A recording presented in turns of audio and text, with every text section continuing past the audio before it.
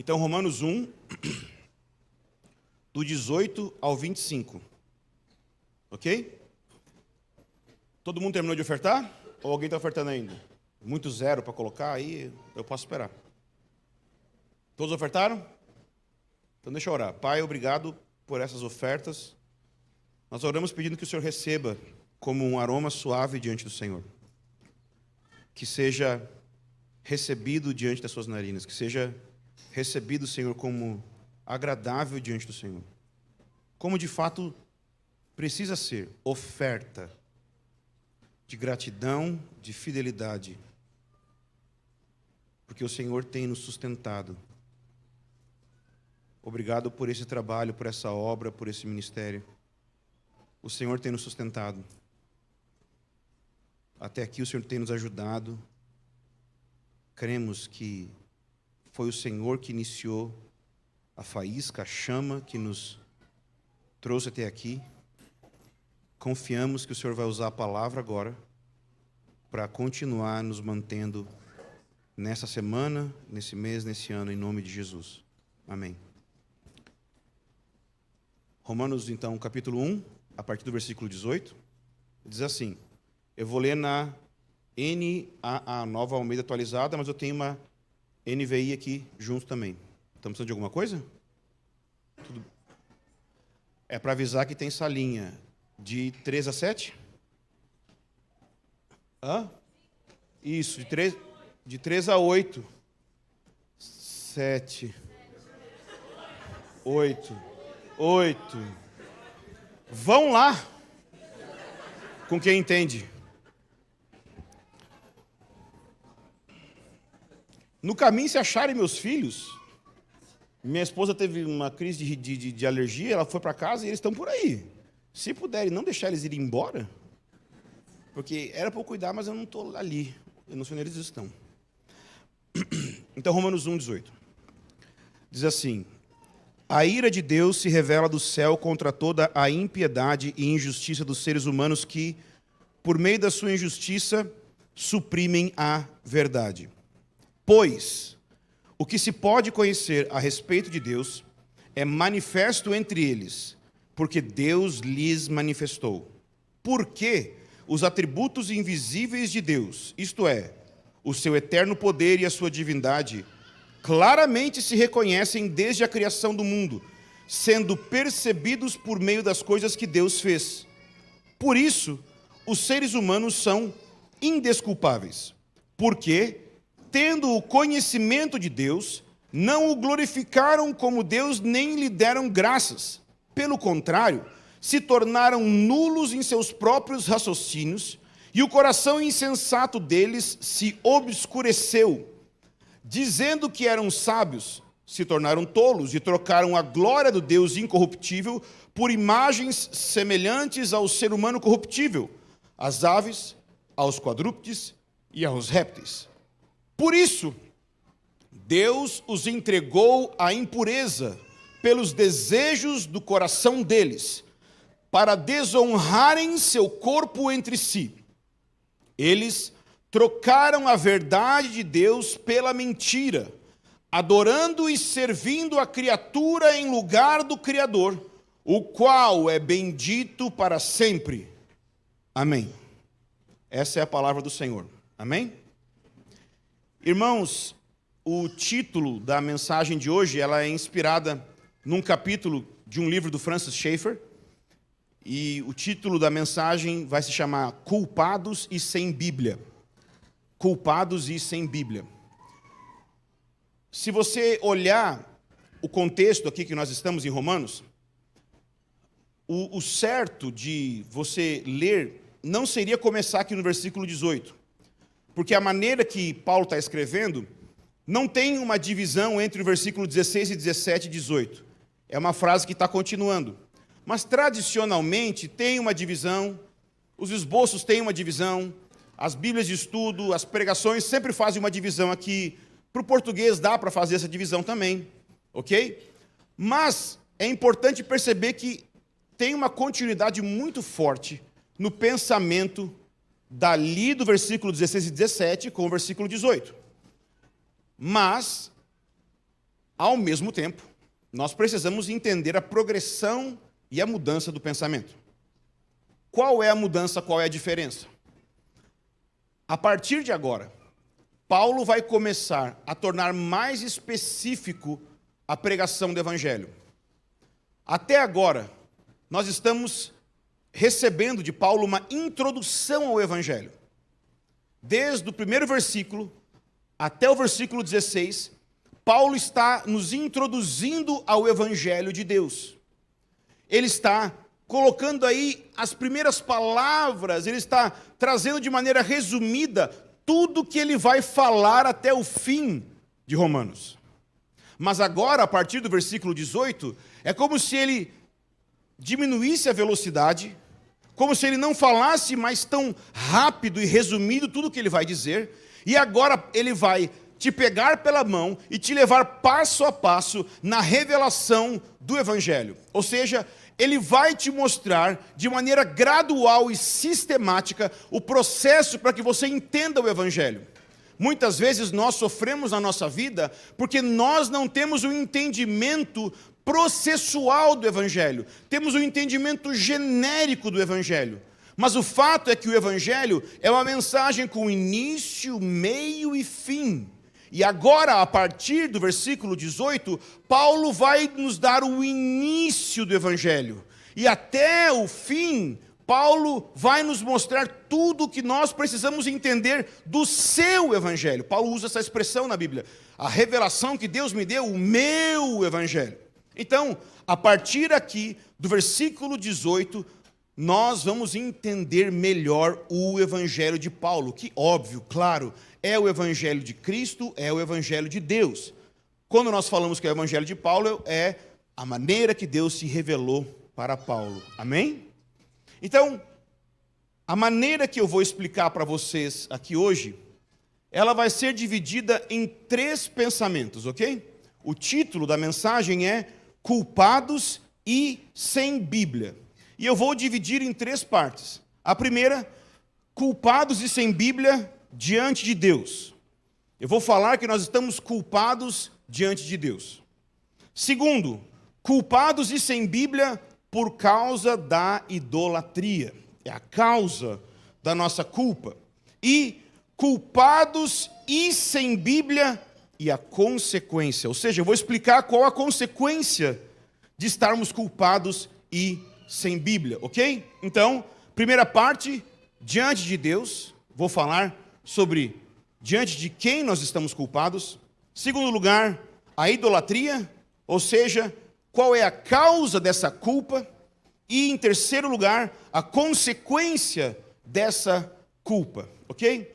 Então, vamos aqui explicar o que eu quero dizer com esse título, Culpados e Sem Bíblia. Quando você está lendo Romanos, se você puder olhar comigo o versículo 16 e 17, para entender o contexto, o apóstolo Paulo, ele diz o seguinte: eu não me envergonho do Evangelho, porque é o poder de Deus para a salvação de todo aquele que crê, primeiro do judeu e também do grego. Então, ele está colocando aqui 2 grupos de pessoas, judeu e grego. Então, ao colocar judeu e grego, é como se ele estivesse dizendo assim: judeu, aqueles que têm Bíblia; grego, aqueles que não têm Bíblia. Porque quando você pensa em judeu, você pode pensar em todo o contexto judaico, em toda a história, e talvez você pode descolar isso da sua realidade. Mas tenta ligar isso com você. Judeu é como se ele estivesse falando de você. É aqueles que conhecem a palavra de Deus. Judeus, no tempo de Paulo, eram aqueles que tinham recebido a Bíblia.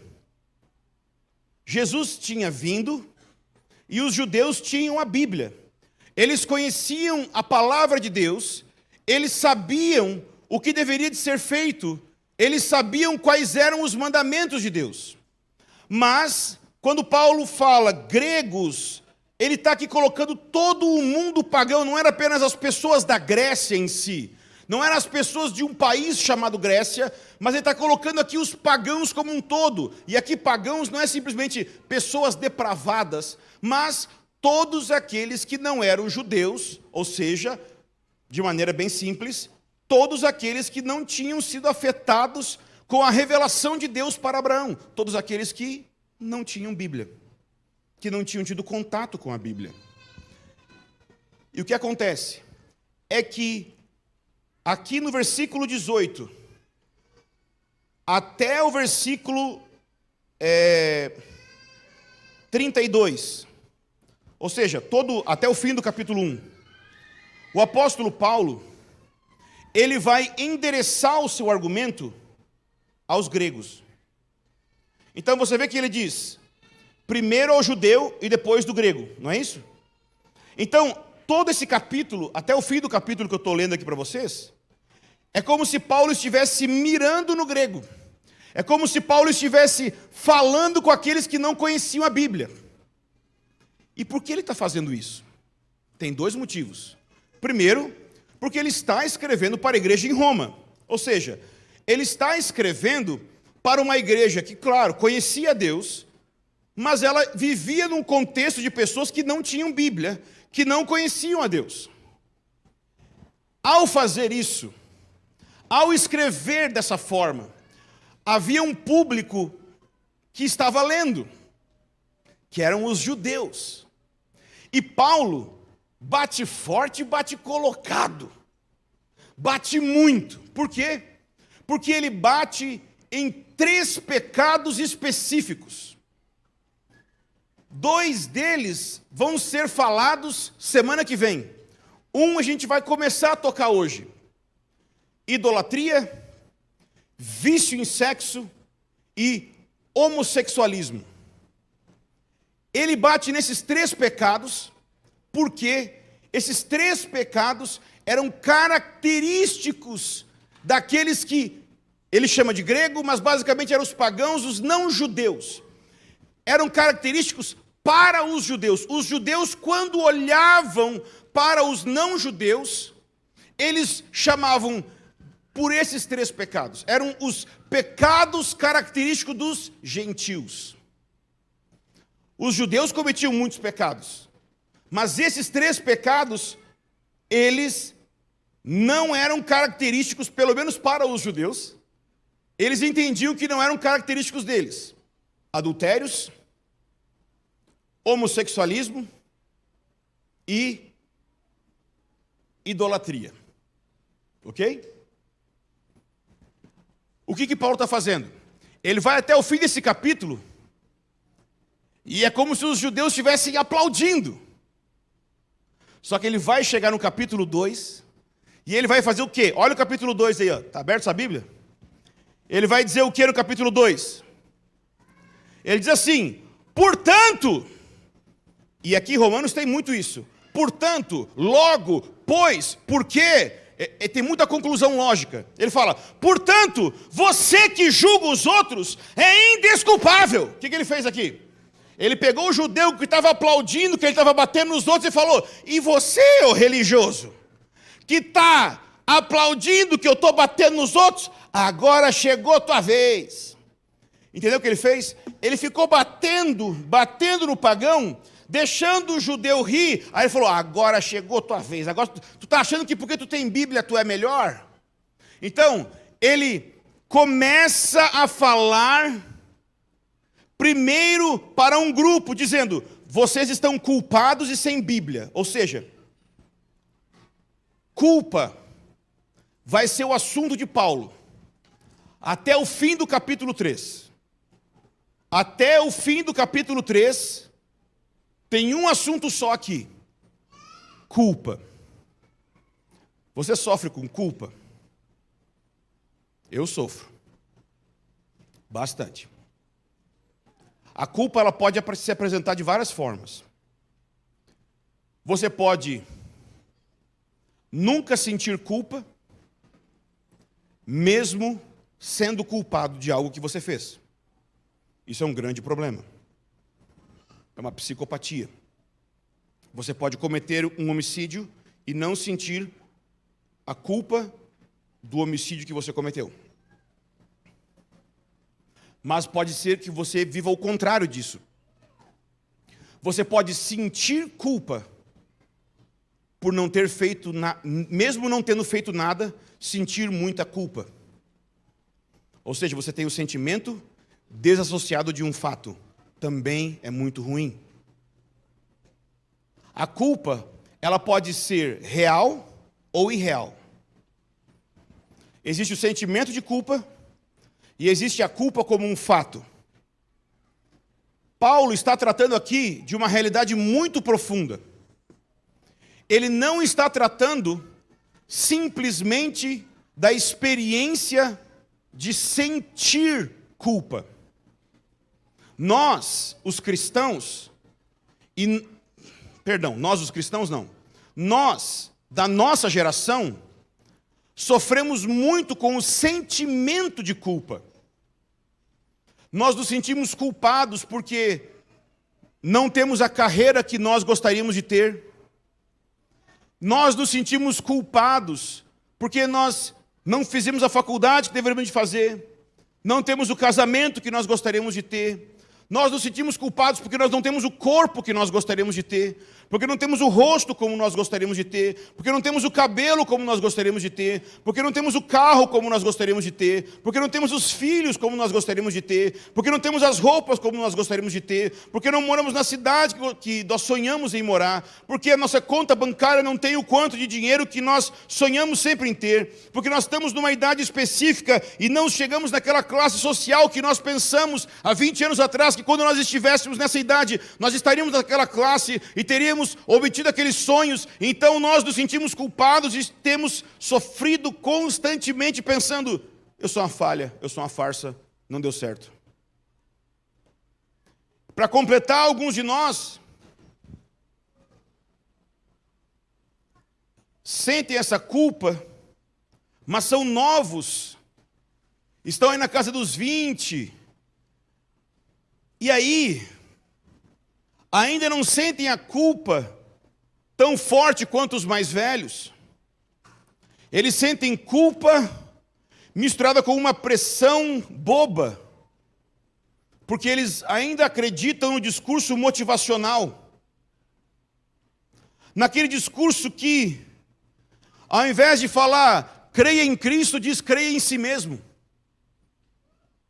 Mas o discurso não está falando para você crer em si mesmo. O discurso que fala para você crer em si mesmo, na verdade, está dizendo se vira. Ele não está dizendo creia em si mesmo, na verdade. É se vira. Troca o creia em si mesmo por se vira.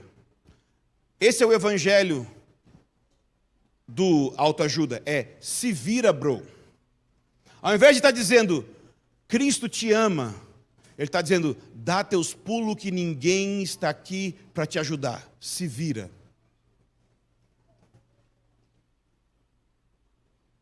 E isso é um desespero.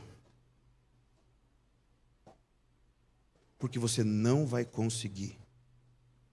Só que você está novinho ainda e não chegou lá para bater a cabeça o suficiente para descobrir que você não vai conseguir. Você deveria de olhar as cabeça branca ou os sem cabelo da comunidade. Mas os irmãos pretinhos também demoram para ter cabelo branco. Então, tem os irmãos pretinhos que também já estão de idade bem avançada. E perguntar para eles, vai dar certo? Não vai. Mas está tudo bem. A vida vai dar errado. E você vai dar certo na vida, quando a vida der errado. Porque ao invés de você dar teus pulos para a vida dar certo, se você aprender a solução que é, ao invés da vida dar certo, e você ter muita autoconfiança em si mesmo, você aprender o segredo do evangelho, que é confiar só em Jesus. Que maravilha vai ser a sua vida. Nós sofremos com constante culpa. Eu sofro com culpa de não conseguir fazer uma série de mensagens para vocês. Fortalecida com o quanto vocês riem quando eu falo disso. É engraçado? É. Mas você sabia que todo palhaço é depressivo?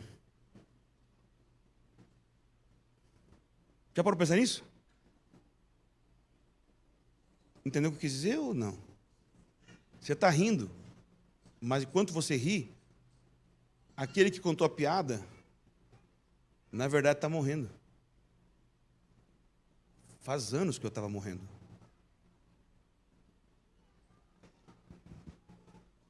Por culpa de não conseguir ser o pastor que você precisa. Mas teoricamente eu sou o cara que prega perdão. Eu que deveria ser o cara que mais acredita nisso, era o primeiro que Paulo talvez iria dizer. E você que prega para os outros, porque ele fala exatamente essa frase aqui em Romanos, não prega para você mesmo? Aplicou para mim certinho o versículo. E sou eu mesmo, Paulo. Primeiro que estou errado. Por quê? Porque culpa é um sentimento intrínseco ao ser humano, mas na nossa geração, culpa é uma coisa mais forte ainda. Por quê? Não sei, mas parece que aumentou, porque nós aumentamos a ilusão de que a gente vai conseguir. Nossa bolha precisa estourar, a gente está muito iludido. Talvez por causa de rede social, talvez por causa de tão virtual que nós somos, nós acreditamos que aquilo que a gente pensa é o real. E o que é que Paulo vai dizer aqui? Qual é o centro da mensagem de Paulo? Bom, da mensagem de Paulo aqui, né? Nessa parte.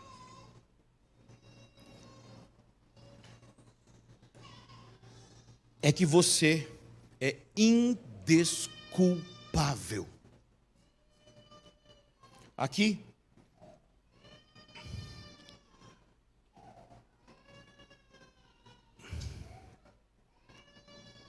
no versículo 20, pois desde a criação do mundo, os atributos invisíveis de Deus, seu eterno poder, sua natureza divina, têm sido vistos claramente, sendo compreendido por meio das coisas criadas, de forma que tais homens são indesculpáveis. Sabe essa frase, essa palavra, perdão, indesculpáveis?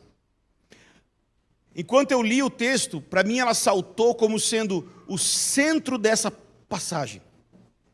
O que Paulo quer mostrar para a gente aqui é que a culpa, que não é a culpa que nós estamos acostumados. A culpa que nós estamos acostumados é a culpa de sentimento, ok? A culpa que Paulo vai tratar daqui até o fim do capítulo 3 não é sentimento. Aquilo que talvez nós estamos até acostumados, eu estou usando culpa porque é mais fácil de relacionar com você. Mas na linguagem religiosa a gente usa muito condenação, não é? Estou sentindo muita condenação, mas a palavra é culpa. Sabe quando diz nenhuma condenação há para os que estão em Cristo Jesus? Não está dizendo que quem está em Cristo não sente condenação. Não sente, não tem sentimento de condenação. Ok? Não. Se você fez mal para alguém, você vai se sentir mal. Do que Paulo está dizendo lá em Romanos 8? Tem relação com esse indesculpável. Ele vai tratar muito disso, do que Paulo está falando. Ele está falando de uma culpa legal, judicial. Uma culpa que você tem e que eu tenho, e que se você olhar o texto aqui, ele está dizendo que a humanidade tem, por causa da relação da humanidade como um todo diante de Deus.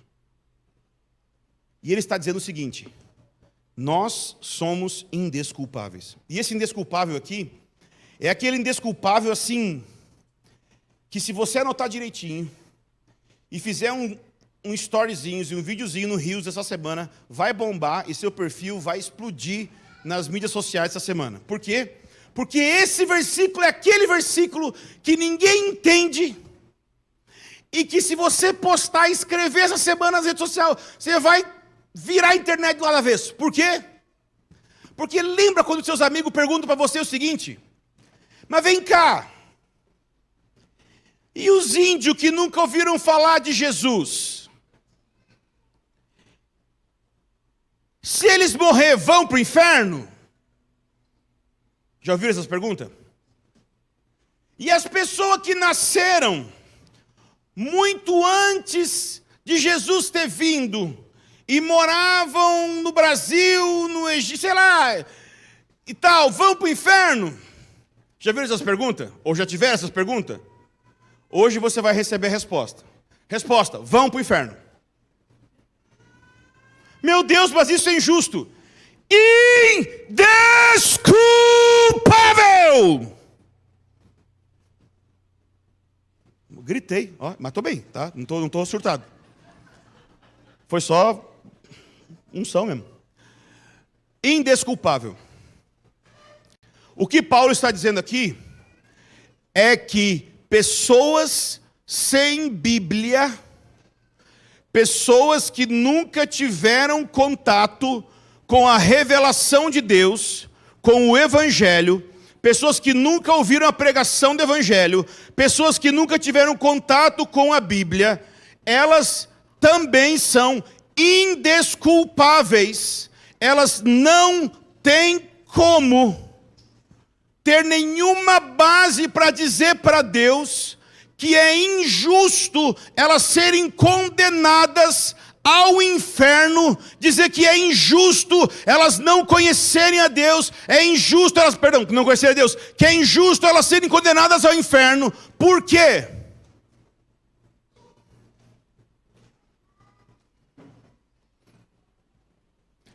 E como é que você pode dizer, Ângelo, que elas vão ser condenadas para o inferno? Porque o primeiro versículo está dizendo isso. E esse é o primeiro ponto da pregação. Nós somos culpados e sem Bíblia diante de Deus. Versículo 1 diz o quê? Versículo 18, perdão, diz o quê? Portanto, o que diz no versículo 18 aí? O que se revela do céu? O quê? Ira de Deus. A ira de Deus. Mas peraí, Deus tem ira? Ai, mas Deus não é só amor, não? Deus não é só amor, não? Deus tem ira? Deus fica irado? Sim, Deus tem ira. E eu não quero aqui fazer um terrorismo para você, não, tá? Porque eu sou especialista nessa parte aí, tá? Eu já tenho a tendência a ficar irado, e se eu irado prego sobre a ira de Deus, é um terror, tá? Não vou fazer isso. Mas a ira de Deus não é um capricho de Deus, que Deus fica com raiva de alguém, não é isso não. A ira de Deus é algo muito diferente da ira dos seres humanos. Os seres humanos ficam com raiva uns dos outros por caprichos de vingança. Não é isso que Deus tem. A ira de Deus é porque Deus é um Deus puro, tremendamente puro e santo, e ao mesmo tempo tremendamente justo. E você e eu somos tremendamente opostos à sua santidade, rebeldes à sua pureza. Nós, por causa das nossas inclinações e pecados, nós somos opostos a Ele. E você que discorda de mim é o maior opositor por causa dessa discordância. Porque sua discordância é arrogância contra a verdade que diz que você é arrogante. Deixa eu dar só uma pausa para você sentir a sua arrogância brotando em você.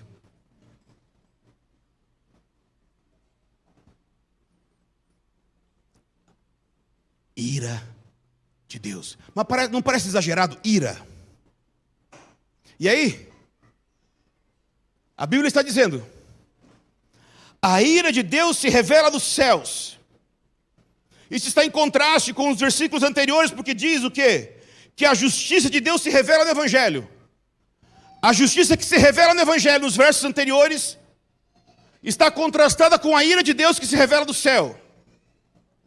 E ele está dizendo o quê? Por quê? O que está acontecendo aqui? Porque, gente, isso aqui é muito sério. Todos os seres humanos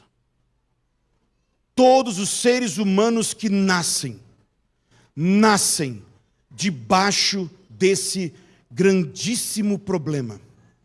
Estão indesculpáveis, imperdoáveis, impossíveis de ter argumentos diante da ira de Deus.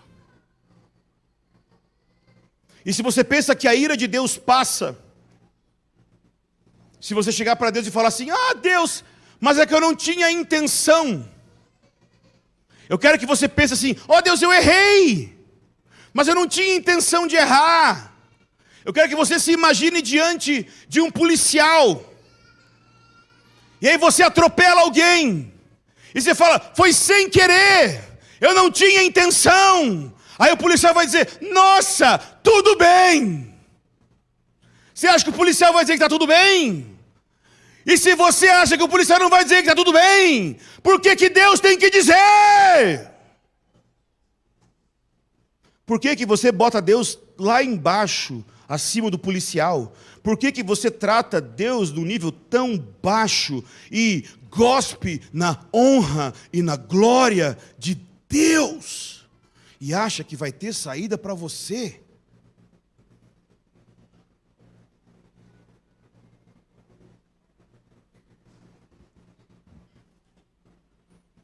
Porque você é melhor que quem? Se o padrão é Jesus e não o irmão que está do seu lado.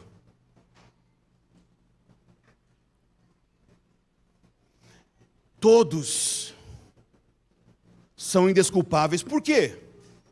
Como que eu posso ser indesculpável se Deus não me disse o que fazer? Esse é o problema. Todos nós, ponto número 2, estamos culpados e sem Bíblia por causa da idolatria. Olha só o que o verso 19 diz. Porque como que Deus vai culpar alguém? O índio. Não estou aqui querendo condenar os índios em si, tá? É só um exemplo que sempre aparece no Instagram. Vai parecer que eu estou contra os índios, né? Indiofobia. Eu estou querendo dizer assim, pessoas que nunca tiveram contato com o Evangelho, ok? Pessoas de povos distantes. Pessoas que nunca tiveram contato com a Bíblia. Por que que aqueles que são sem Bíblia podem ser culpados? Por que que pode ser culpados e sem Bíblia? Pois, versículo 19... o que se pode conhecer a respeito de Deus é manifesto entre eles. Olha o que ele diz. O que se pode conhecer. Deus pode ser conhecido. O que se pode conhecer de Deus é manifesto entre eles. Por quê? Porque eles eram muito bons? Porque eles oraram muito? Porque eles fizeram algo para descobrir? Não, porque Deus manifestou. Por quê? Porque os atributos invisíveis de Deus, isto é, seu eterno poder, a grandeza de Deus, e sua divindade, claramente se reconhecem desde a criação do mundo. O que ele está dizendo? Ele está dizendo que mesmo sem ter Bíblia, Deus deu uma Bíblia para a humanidade chamada criação. A primeira edição da Bíblia, entre aspas. Árvores, rios, lagos, átomos, íons, prótons, elétrons, estrelas, planetas, sol, lua, dia, estações. Todos os seres humanos, em toda a história da humanidade, têm uma prova de que Deus existe.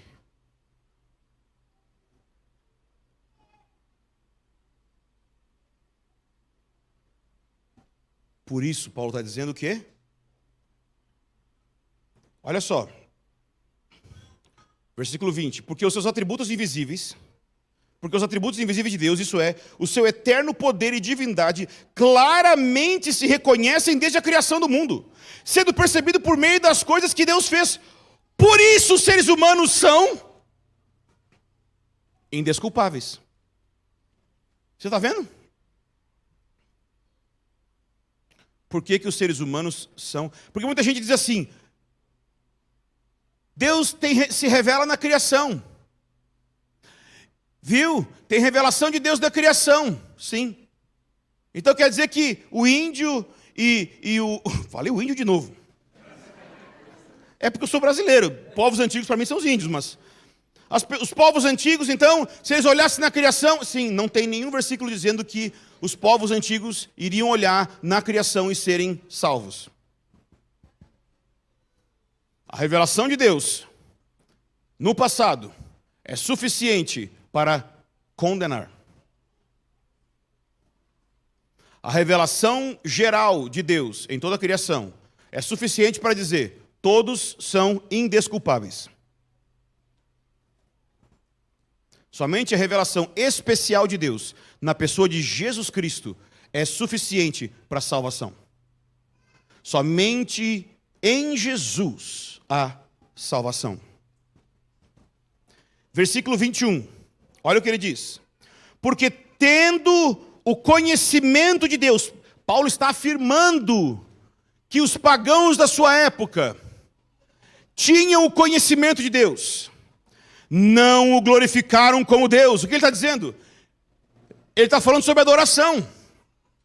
Ter conhecimento de Deus e não glorificar como Deus é o quê? Adoração. O que é adoração?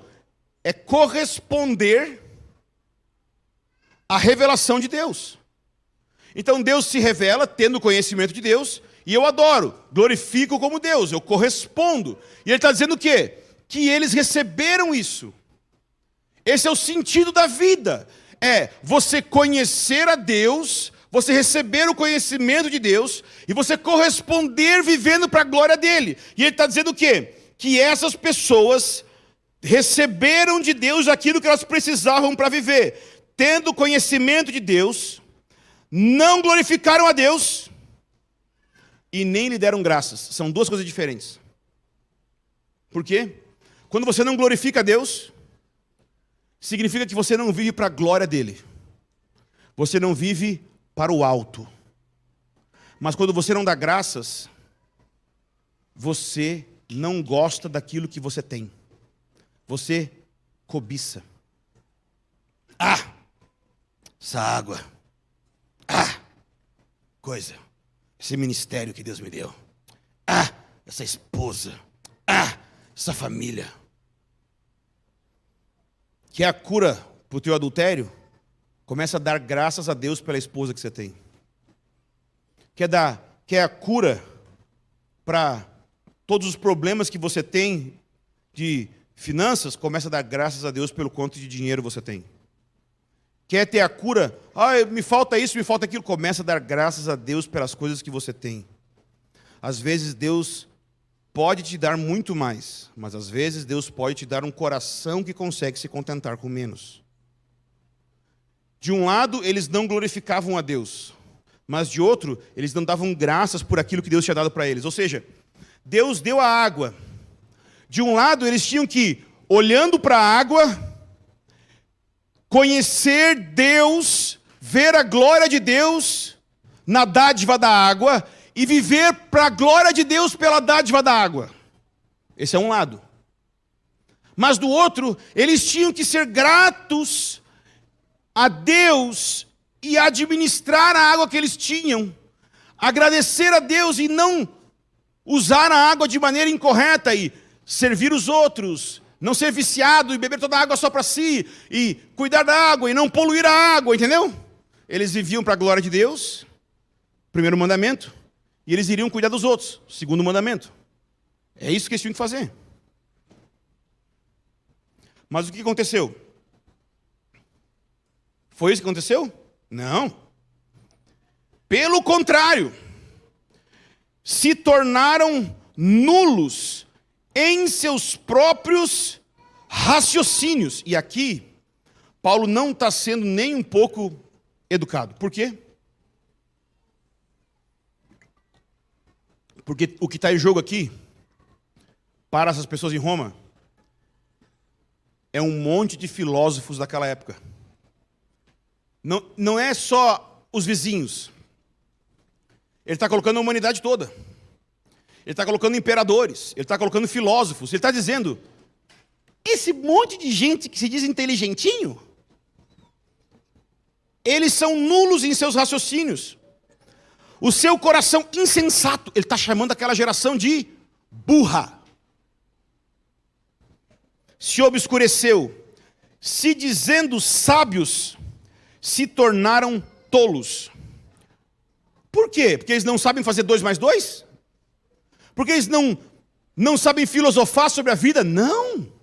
Você acha que Paulo não reconhecia a sabedoria dos filósofos? Não é isso.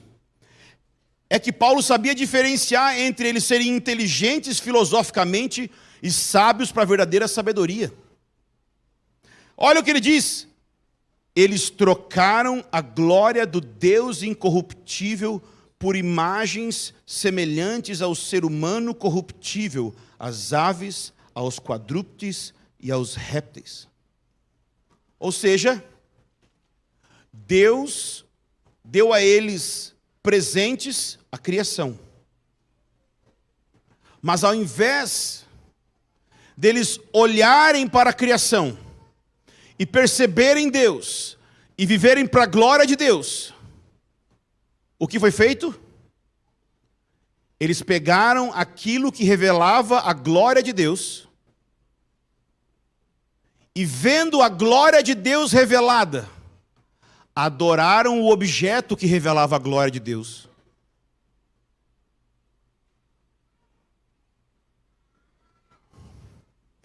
Já ouviu falar em dependência emocional?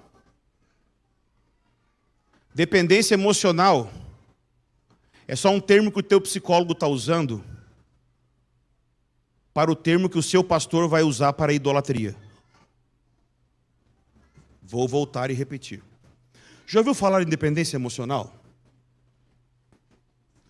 Dependência emocional é só um termo que o seu psicólogo vai usar para o mesmo termo que o seu pastor vai usar para a idolatria. Porque o que é dependência?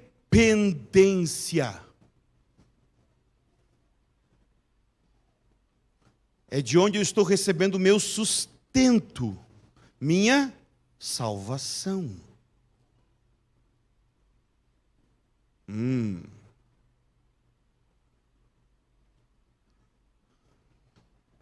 Se num casamento, não é só porque namoro é terrível, mas é mais fácil no namoro ter dependência emocional porque você é burro. Entendeu? Mas depois que você casou, você vê celulite, você vê o sujeito cagando. Falei cagando? Nossa, vou falar de novo então, cagando. Se você é uma pessoa cagando de porta aberta, passa isso. Passa. Mas se você continua tendo dependência emocional, porque ela pode tomar outras formas, você vai morrer e destruir seu casamento.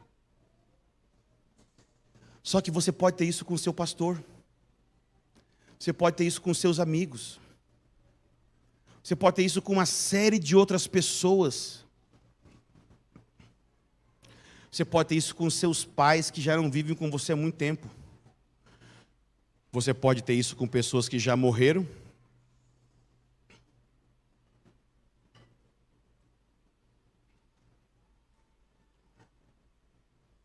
Então, por quê?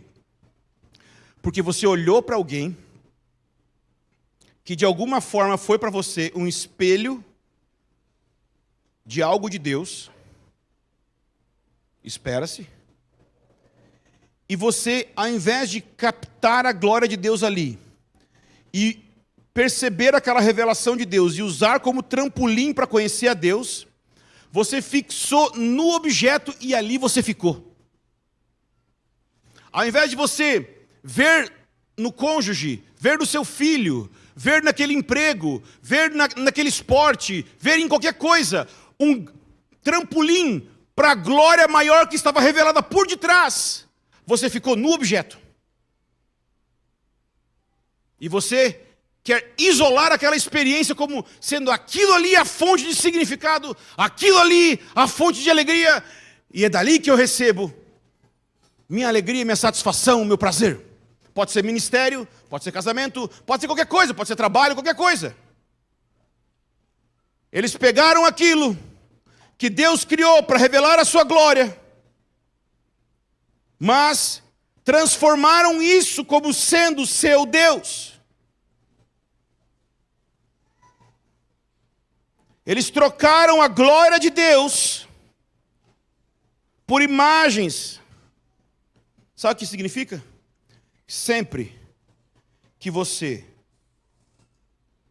entrar nessa dimensão de idolatria, você vai ser diminuído como ser humano.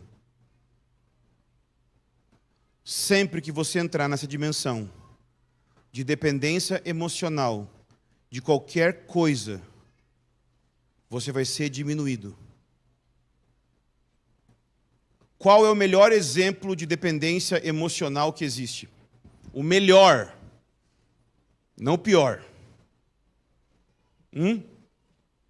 Não sabe? É um que balança a bunda assim. Conhece? Não conhece, não? Hã? Conhece, não? Eu tô olhando na internet para comprar um. Gente, o cachorro é um negócio assim. Você volta para casa e ele, onde é que você estava, cara? Você saiu 15 minutos. Ele, cara, nós tentando, eu vou te contar, cara. Ele, nossa. Eu sempre tive gato. Gato é outro, não tem nada a ver. Gato, nós que às vezes fica dependendo dele, né? Nossa, meus gatos olhavam para mim e falaram, ih, voltou? Nossa. Pode morar aqui um pouco. Nossa, meus gatos me odiavam. Eu tinha Larati, Cerati, vocês sabiam disso? Vocês não sabem, né? Eu tenho que contar para os novatos, eu tinha Larati, Cerati. Larati porque eu dizia que eu queria consagrar meu Larati. E a Cerati também, cara, consagramos todo o nosso Cerati. Mas foram embora, morreram. Sei lá o que aconteceu. O neto perdeu um. Tem que relembrar essa parte, né, tadinho, né? O cachorro é diferente. Eu quero ter um. A Carol não quer.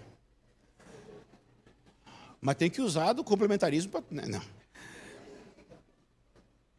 Mas o cachorro pode ser assim. Cada vez que você vai entrando nesse nível de idolatria, onde você olha para as coisas que Deus te concedeu, sejam seres humanos, sejam objetos, e você obtém dessas coisas sua fonte de significado, é uma cachorrada com a sua vida. Entende? Você vai se tornando um bicho.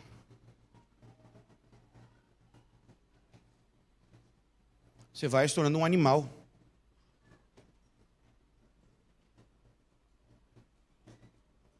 Não é para menos que, em algumas relações,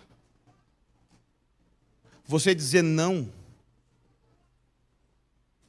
dá a sensação que você vai morrer.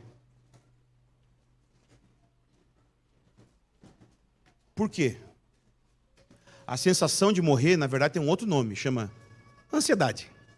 É só isso. Mas parece que vai morrer. Por quê? Porque é o medo de deixar de existir. Porque se eu disser não, minha fonte de existência vai ser tirado. Idolatria. Sua fonte de existência não é isso. Sua fonte de existência, eu quero te lembrar, é Cristo. Não é nenhuma pessoa, nenhum objeto, não é dinheiro. Cristo é o teu sustento. Isso não significa que você tem que tratar mal as pessoas. Isso significa que, porque eu posso estar falando, por exemplo, de uma relação, e eu sei, a reação a isso é tipo assim, você entende o que eu falei, levanta, se tem a ver com uma pessoa, pelo menos, não é o que eu estou falando. Você chega em casa ou liga e começa a tratar mal a pessoa que eu estou me referindo. Eu não tenho nada a ver com você, eu não sou dependente emocional de você. Não! Não é isso. Tá? Não é isso. Na verdade, a libertação da idolatria, da dependência emocional, é o que te resgata para cuidar corretamente do outro. Porque a dependência emocional te coloca num lugar de, por favor, cuida de mim. Mas quando você é liberto, você para de ficar idolatrando a criação e volta para o lugar de Adão de administrar a criação. Você sai do lugar de ser viciado. O que é vício? Vício é quando a criação domina o seu organismo. O que é saúde? É quando o seu organismo, o seu corpo, define o que você vai usar da criação para o desenvolvimento e amadurecimento do seu organismo.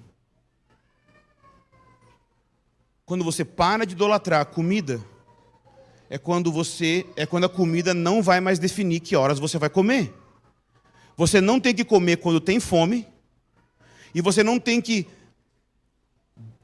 deixar de comer quando não tem fome. Você entendeu? Porque tem gente que só come quando tem fome, mas às vezes você tem que comer quando não tem fome. Porque às vezes você pode comer muito quando tem fome, mas às vezes quando você tem fome você não tem que comer também. Depende do tipo de dieta que você quer fazer. Quem vai definir que você vai comer? Seu Deus não é, Paulo disse, seu Deus não é o seu estômago. Quer dizer, ele disse que o Deus dos idólatras era o estômago. No caso de você cristão, seu Deus não é o seu estômago. Entendeu? Você não depende disso. Você foi chamado para sair disso. Qual é a consequência dessas pessoas que vivem em idolatria? Porque a idolatria é esse desejo intenso de, ai, eu quero essas coisas, eu quero dinheiro, eu quero namorado, mulher, carro do ano, dinheiro. Eu quero ser burro e acreditar no Thiago Finte. Eu vou gastar muito dinheiro para aprender como perder dinheiro na Blaze. Vai, Neymar! Então, Neymar, se você está assistindo, a gente ora por você, mas chama a gente para ir na sua casa orar por você. Cara, Deus quer te tocar, cara. Então,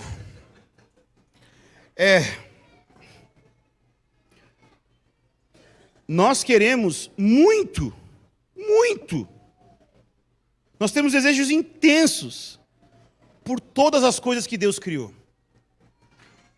Qual é a punição pior que Deus poderia te dar?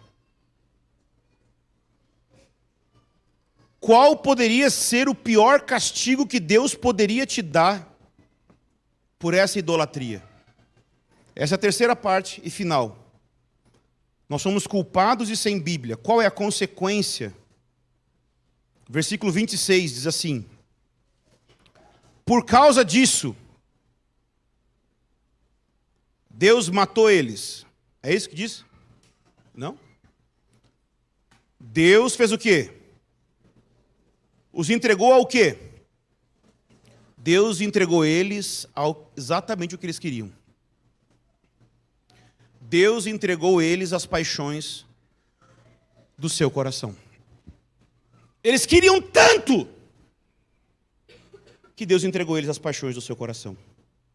Que no contexto aqui, mais imediato é que havia uma idolatria, e essa idolatria se metaboliza em vício sexual e homossexualidade, homossexualismo.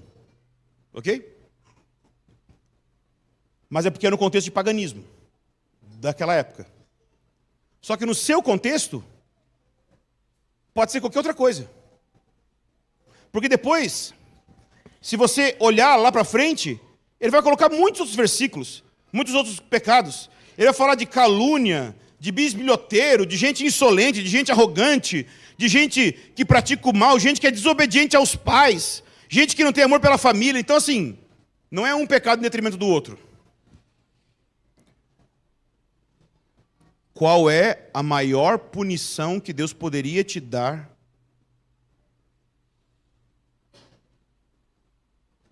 A maior punição que Deus poderia te dar é te dar exatamente o que você quer. A maior punição que Deus poderia te dar, a maior punição que Deus pode te dar pela sua avareza é dinheiro. A maior punição que Deus poderia dar para uma pessoa imoral é dar um mulherão, um safadão, exatamente como você quer. Eu sempre tenho esse exemplo que eu escutei, não lembro quem falando, mas é um pastor do início da minha jornada. Eu conto como se fosse meu exemplo, mas não é meu, é alguém que falou. Que ele fala o seguinte: é como se você chegasse para a criança e a criança fala, eu quero sorvete. E você diz, mas vai fazer mal o sorvete para você. Não, mas eu quero sorvete. Mas vai fazer mal o sorvete para você. Mas eu quero... Você quer? Então tá. Nós vamos pegar aqui aquele pote. Sabe aqueles potes que vende na sorveteria, aquele grande, que fica dentro do... É quantos litros aquilo? 20. Você bota aquele pote de 20 litros e fala assim, você vai sentar aqui e você vai comer esse pote inteiro até acabar.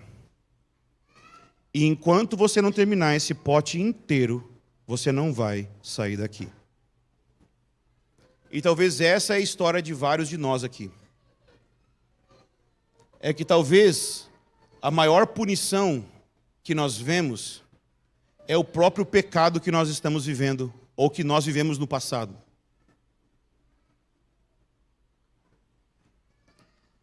Talvez você fica muito mal olhando o pecado na sua geração. Mas saiba que muitas vezes esse pecado já é... Você está pensando assim, nossa, Deus vai julgar a minha geração. Não. Quer dizer, sim, isso vai acontecer também no futuro. Mas muitas vezes o pecado que você olha já é um julgamento.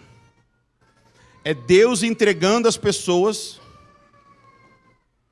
ao pecado que elas tanto desejam. Só que ao invés de você olhar as pessoas lá fora e ficar apontando o dedo, para não se tornar aquela pessoa do capítulo 2 que Paulo vai bater nelas, já começa a baixar a cabeça agora. Você vai apanhar no capítulo 2 também. Eu e você vai apanhar muito. Mas já que nós já estamos apanhando agora, irmãos, a pior coisa que pode acontecer é Deus nos dar aquilo que nós queremos. Nos parece doído quando nós não temos aquilo que nós queremos, mas é que nós nem sabemos o que nós queremos, porque o nosso coração é enganoso. Nós acreditamos muito que nós queremos coisas boas, mas se tem algo bom que nós queremos, foi Cristo que plantou em nós. A consequência dos culpados e sem Bíblia viverem em idolatria é Deus pegar essa idolatria e abrir a porteira e deixar que aquilo que eles queriam acontecesse. Às vezes a maior tragédia de um ministério é ele prosperar.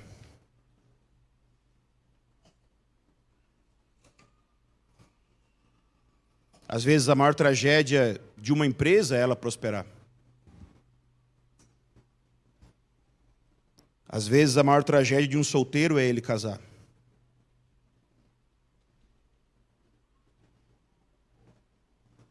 Às vezes a maior tragédia de uma vida que está dando errado é ela dar certo, porque o errado, às vezes é só um conceito que você tem sobre não estou muito feliz de acordo com os meus padrões. Mas mal sabia você que em todo aquele tempo de dor e sofrimento, você estava nas mãos do oleiro sendo tratado para se parecer mais como Jesus.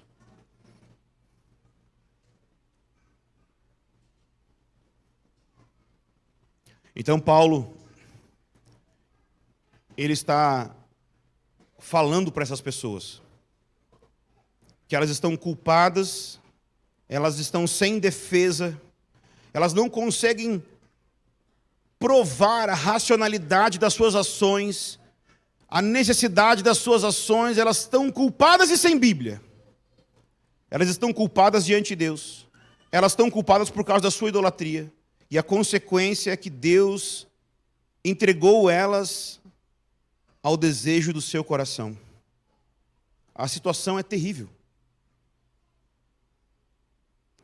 E é exatamente nessa hora, quando nós olhamos tudo de pior que tem na vida, gente, porque olha que quadro feio. Meu Deus, que desesperador, que coisa ruim vir num culto desse. Você não sabe como que é ruim pregar isso. Mas sabe, é preciso. Sabe por quê? Porque é somente quando você olha tanta coisa ruim assim, que eu posso te falar uma coisa. É somente diante de tanta feiura que eu posso lembrar da beleza de que Jesus morreu por gente ruim, feia, idólatra, como eu e você. Você que fraquejou idolatrando. Você que fraquejou cedendo aos desejos do seu coração. Você que é uma pessoa que vive culpado. Você que é alguém que cedeu. Você que é alguém que vive em dependência emocional. Você que é alguém que vive sendo manipulado pelos outros e deixando ser manipulado e gostando disso. Foi exatamente por nós, por você e por mim, que Jesus morreu. Não foi por aqueles que hoje vão se levantar daqui e vão decidir, eu vou mudar. Não, por esses daí, são os que vão apanhar no capítulo 2. Aqueles que vão dizer, eu vou dar um jeito. Não, esses daí são os que estão ouvindo o coaching e vão dizer, eu vou me virar. Esses daí não tem lugar no Convergência. No Convergência só tem lugar fracassado. Nessa comunidade só tem lugar quem deu errado na vida. Se você é alguém que é, eu tenho uma grande carreira pela frente. Eu tenho endereço de várias igrejas boas e ministério para você ir desenvolver sua carreira. Aqui é só gente que precisa da cruz.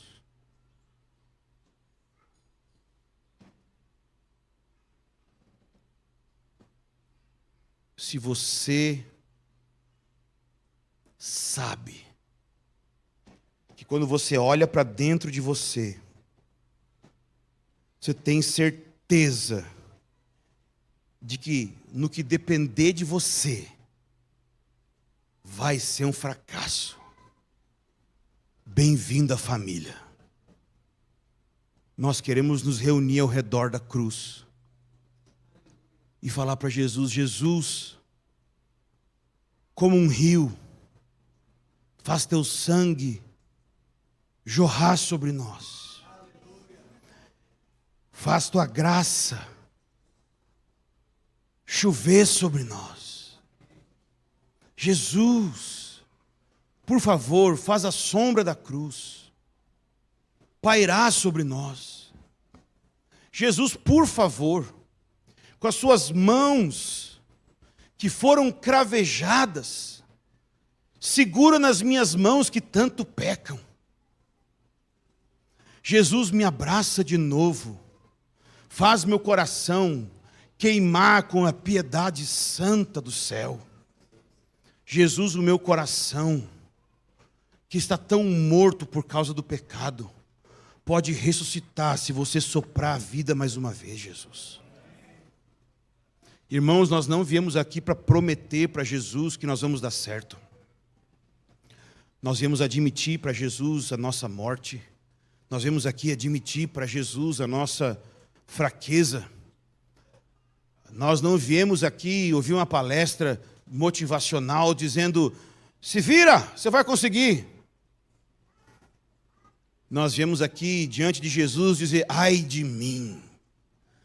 Eu sou um homem de lábios impuros, eu habito no meio de um povo de impuros lábios.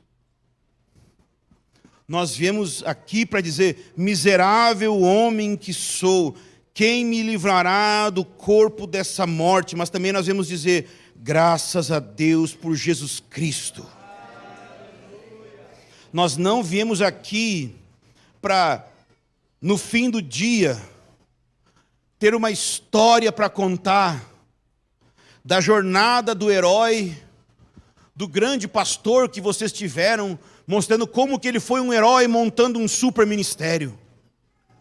O que vai acontecer é que a jornada do herói vai ser sobre como Jesus ganhou a nossa vida e a gente ficou anônimo e a cidade foi tocada porque Jesus foi famoso. É isso que vai acontecer. A gente vai desaparecer e Jesus vai aparecer, porque a sombra da cruz vai pairar sobre nós cada vez mais.